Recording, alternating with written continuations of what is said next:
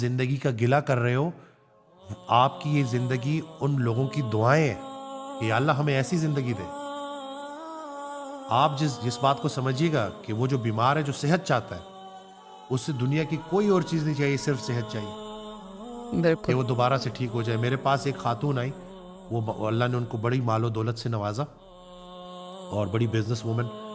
لیکن اتنی anxiety depression میں چلی گئی، ان کے اپنے منہ کے الفاظ تھے کہ ایک وقت تھا کہ میں چاہتی تھی دنیا خرید لوں، آج میں اللہ سے دعا کرتی ہوں یا اللہ سب کچھ واپس لے لے، صحت دے دے مجھے واپس، میں یہ زندگی کیسے گزاروں گی۔ یعنی کہ وہ ایک دفعہ ایک اور بڑا پیارا حضرت کی بات نا کہ وہ سمجھانے کے لیے کہ اگر آپ کے سامنے دسترخوان ہے اور آپ کے سامنے نعمتیں ہی نعمتیں ہیں، کھانے پینے کی بہترین چیزیں پڑی ہوئی، اور اللہ آپ کی بھوک چھین لے، تو آپ آسمان کی طرف دیکھ کے فریاد کرو گے کہ یا اللہ یہ بھوک واپس کر دے، اس خوراک کا میں کیا کروں گا۔ یعنی کہ پیسے کے ہوتے ہوئے، رزق کے ہوتے ہوئے،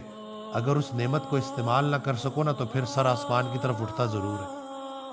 اور انسان اگلی بات یہ کہتا ہے یا اللہ گلہ نہیں کروں گا، ایک چانس اور دے دے۔